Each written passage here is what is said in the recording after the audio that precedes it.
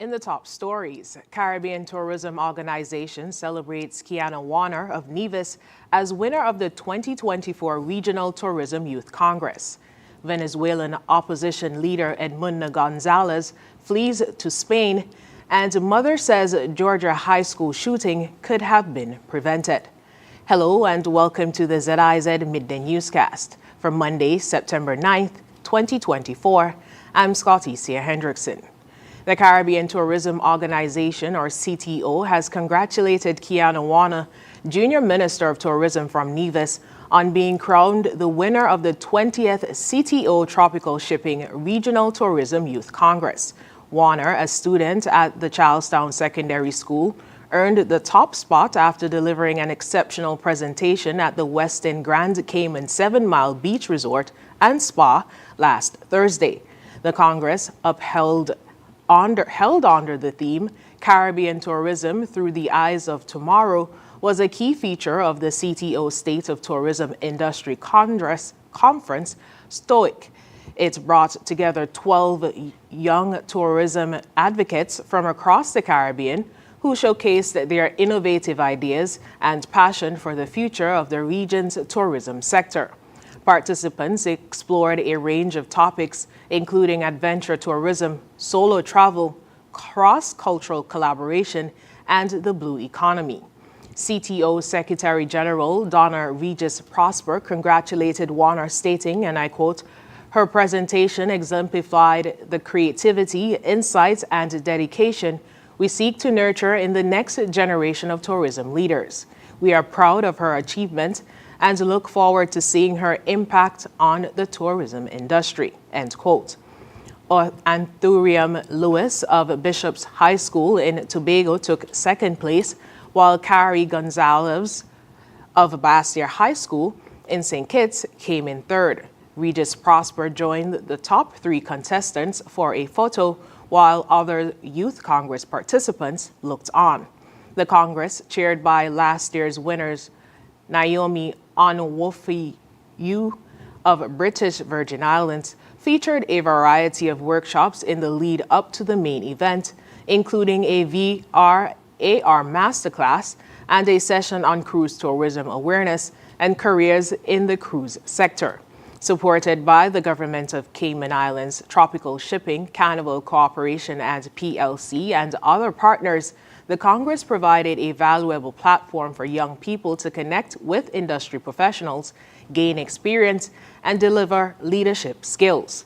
Participating countries included the Bahamas, Barbados, British Virgin Islands, Cayman Islands, Jamaica, Nevis, St. Eustatius, St. Kitts, St. Lucia, St. Vincent and the Grenadines, Tobago, and Turks and Caicos Islands.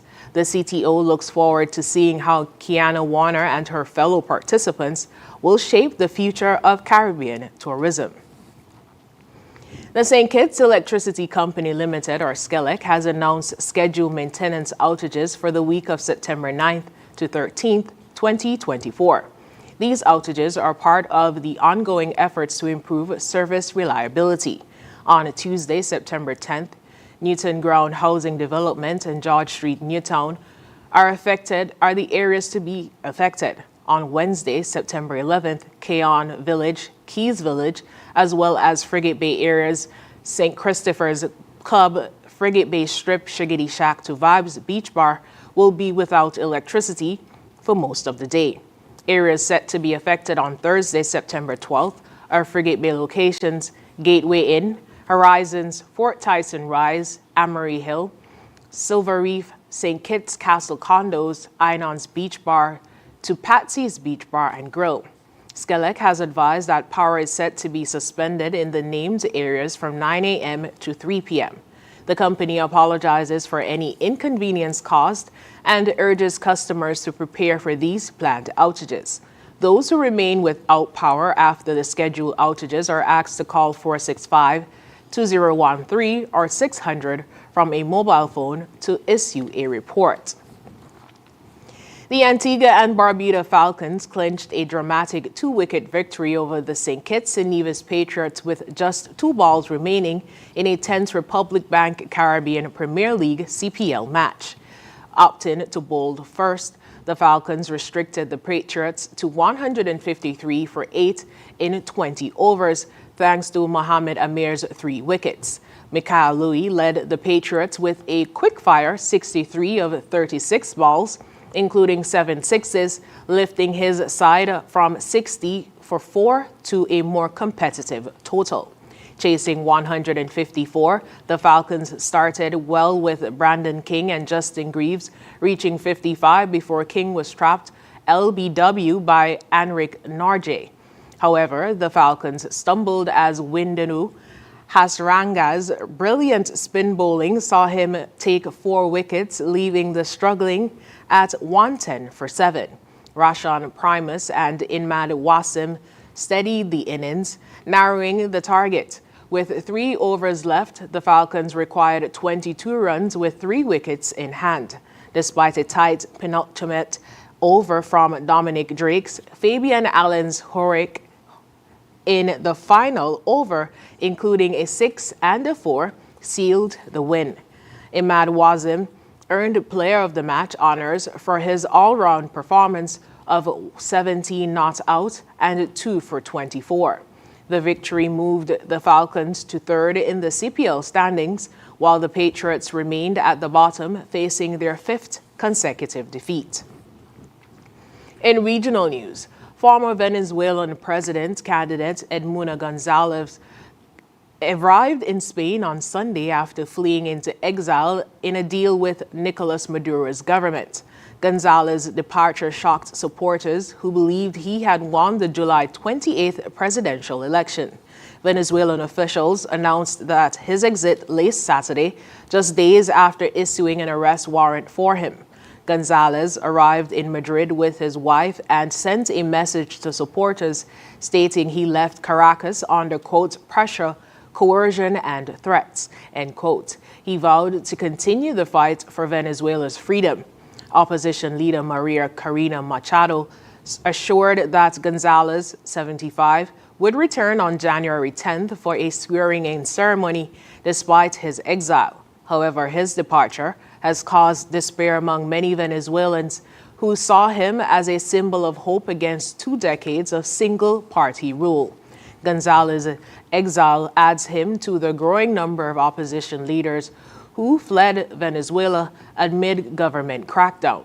Spain confirmed it would grant him political asylum.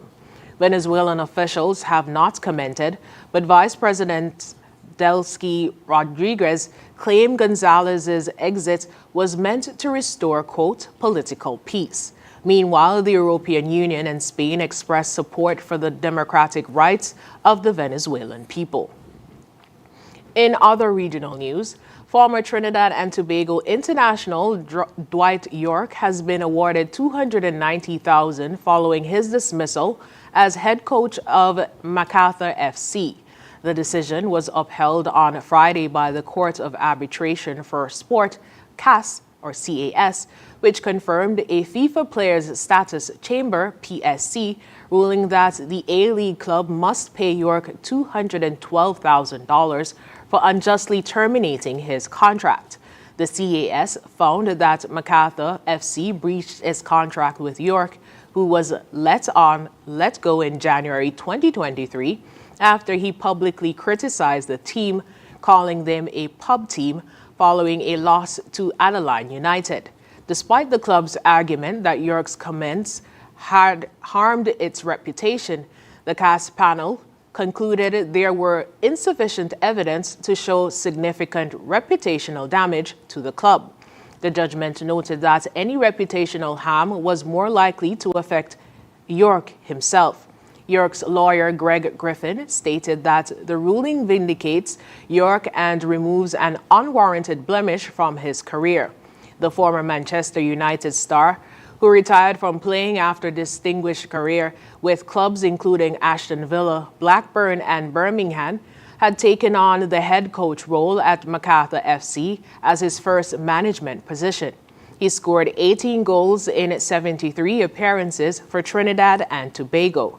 In a statement shared on his Facebook page, Dwight Yorke said he is delighted to have been vindicated by the Court of Arbitration. CAS has become the second independent body in the past 18 months to examine the facts and finds in my favor. That I was denied the chance to build on my work with MacArthur, which had already yielded short-term results, will always be a source of sadness, he quoted.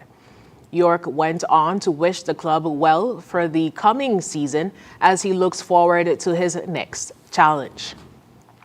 In international news, a mother of a student at Apache High School in Winder, Georgia, believes the recent shooting that left 4 people dead could have been prevented if warnings about the suspect's mental health crisis had been taken seriously.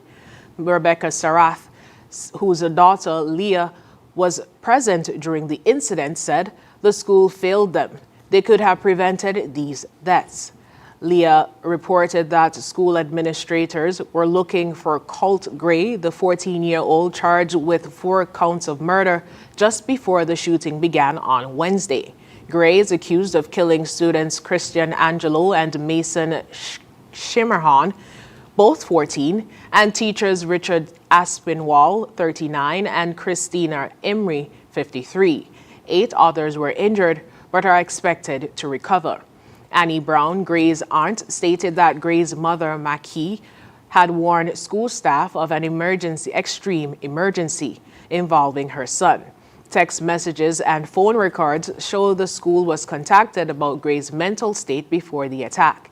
Colt Gray's father, Colin Gray, is charged with second-degree murder and involuntary manslaughter for providing the weapons used in the shooting.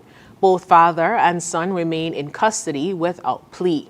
While some, like U.S. Senator Raphael Warnock, have urged against blaming officials, the Georgia Bureau of Investigation and school authorities have not commented, citing an ongoing investigation.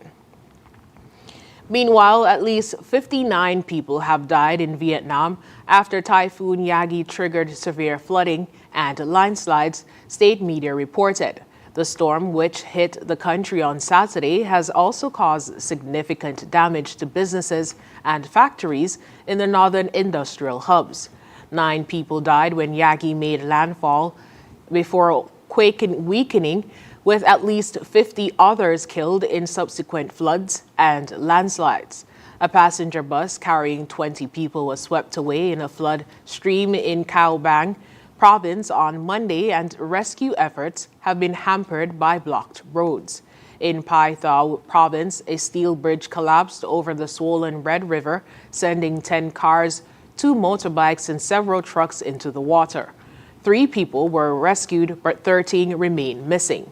Typhoon Yagi, the strongest to hit Vietnam in decades, also disrupted factories in Haiphong and Quang Nai provinces, which remain without power.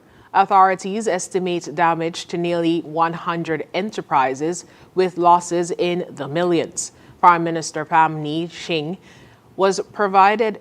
has approved $4.62 million relief package for the hardest hit areas, and officials continue to warn of further flooding and landslides due to ongoing heavy rains. Before hitting Vietnam, Yagi caused 20 deaths in the Philippines and 4 in southern China, with extensive damage reported in both countries. And now for the weather. Present weather is cloudy skies. Winds are a gentle breeze of 10 miles per hour from the northeast. The temperature for today is at 31 degrees Celsius or 87 degrees Fahrenheit. Seas are 1 to 1.5 meters or 3 to 5 feet. The weather forecast for St. Kitts and Nevis today predicts partly cloudy to cloudy skies with a 70% or high chance of showers. Tonight will be fair to partly cloudy skies with a 40% or moderate chance of brief passing showers overnight. Sunset today will be at 6:18 p.m. and sunrise tomorrow will be at 5:58 a.m.